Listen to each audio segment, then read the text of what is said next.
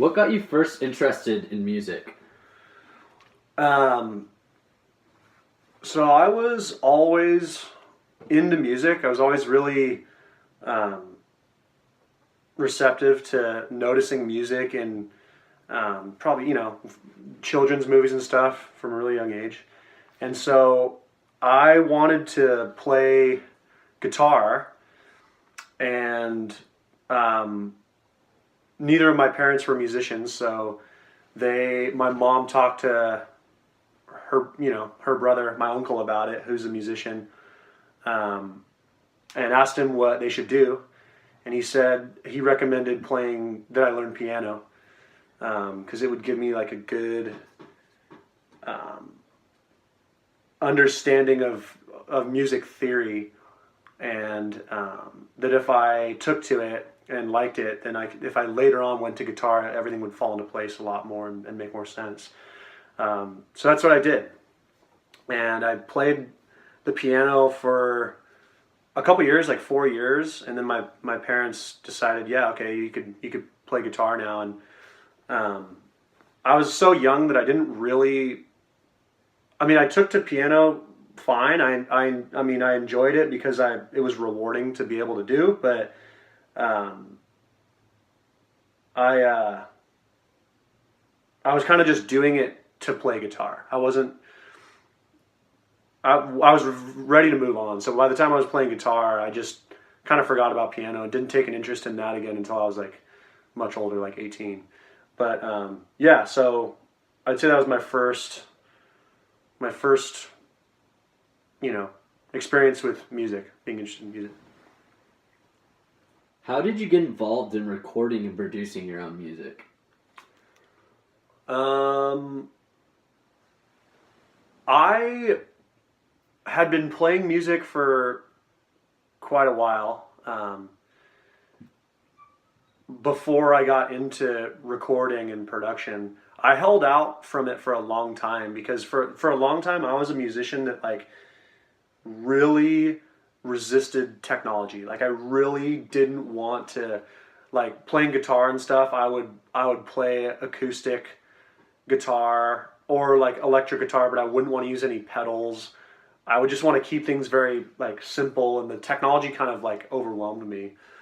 Um, and so recording, that's all that seemed like to me. It was just a whole world of technology that I didn't really want to mess around with until I went to when I was 19. So this was like 2011. I was playing in this band called Harbors, and we actually had an opportunity to work with a Canadian producer who we really looked up to, and we drove up to Canada and spent like 2 weeks with him, and I then realized, and the band I was in, it was me and one other person. It was kind of a solo project, and I was um, helping him do his own solo project, and I was much younger. I was like 4 or 5 years younger than him, and so then when we went up to Canada to work with this producer on recording an LP. I realized that I was the only person in the room that didn't know recording. The guy I was in a band with had gone to recording school. Um, and so I don't know whether it was like some sort of inferiority complex or what it was, but I didn't want to feel like I was lesser of a musician, because I felt like I had the musicianship down. Everybody seemed to know about miking techniques and the workflow of production, like how to do, doing multiple takes and overdubbing your parts and comping parts together and stuff like that. And so I kind of just took to it when I got back home from that. I was able to see the whole process come together of like doing all the takes, listening to rough mixes in the studio, and then after, the sort of the post-production stuff of listening to mixes, making notes, getting new mixes back, and then upon hearing the final masters. So I was able to see the whole process all the way through. And I just got kind of hooked on it because once I got into it, I realized that it's sort of like, especially nowadays, like being a musician and not knowing how to record or like having a means to record yourself It's sort of like it's like being a painter or an artist and not having a way to sketch ideas and uh, and paint. Like, I mean, obviously, if you write sheet music, that's a way that you can get your ideas down and communicate your ideas somehow. But it's a lot more immediate and direct when you can just record yourself and then listen back. So I took to it as like a creative process, and I really got into home recording, and that was about 5 years ago. So now I've come a long way since then, and yeah, I really love it. What is the most important aspect that goes into producing music that the general public wouldn't know? The most important aspect of production, I guess I'd probably say that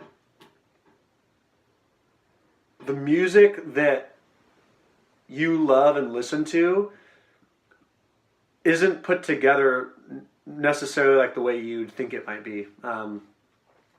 People often are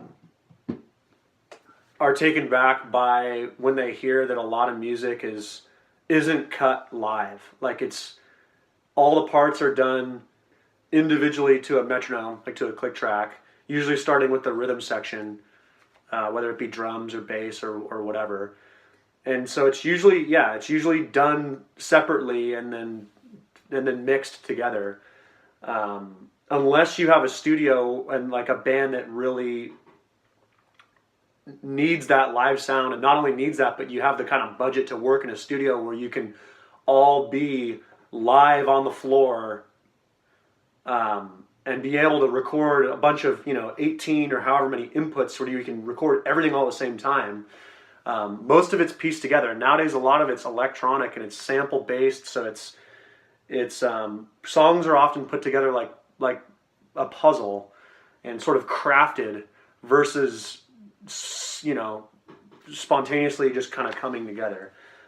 So I guess what I'm getting at is that the approach to production is a lot more artificial than when you see a live show and it really is a live performance. What's the feeling like when you finally finished a project you've recorded and produced? The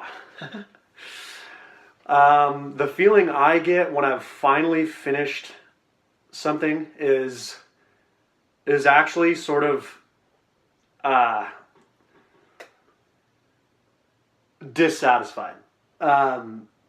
Believe it or not. I mean, when I'm working on it, like if I'm taking it from like initial ideas to demos to final recordings, oftentimes the feeling I get is just sort of like I put all that work into it and that's it. I mean, that's all there is. And I'm always comparing my music to other commercial releases, so I'll always put it up to other references and kind of listen and say, okay, well, if someone was listening to this in a playlist or something else, I mean, is it in the same league, So it's severe scrutiny, and I'm just my own worst critic. But that's not to say that I'm not able to appreciate my own music. I mean, I can. I mean, it's very fulfilling. It is fulfilling making music and stuff, and it's nice to hear my vision come together. But oftentimes I'm left with this feeling of like, so now what? Like, I did this thing, so now what? It's a bizarre phenomenon, but it makes you do things differently every time you go to make a record, because you're not going to do it the same way you did before, which I think is pretty cool. So what's next for Spencer Simmons and your Nearby Pastures projects?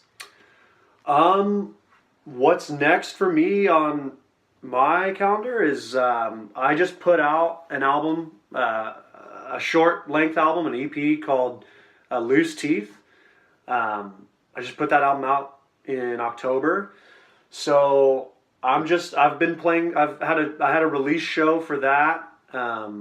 And I have a music video in the works that I'll be shooting hopefully here in December. And so I'm just going to be booking some shows and trying to reach out for some press about stuff like that. And I've just been writing and demoing stuff for the next album. I think I probably have a handful of like demos together and sketches and whatnot. So yeah, just always doing something. Hopefully, I don't know.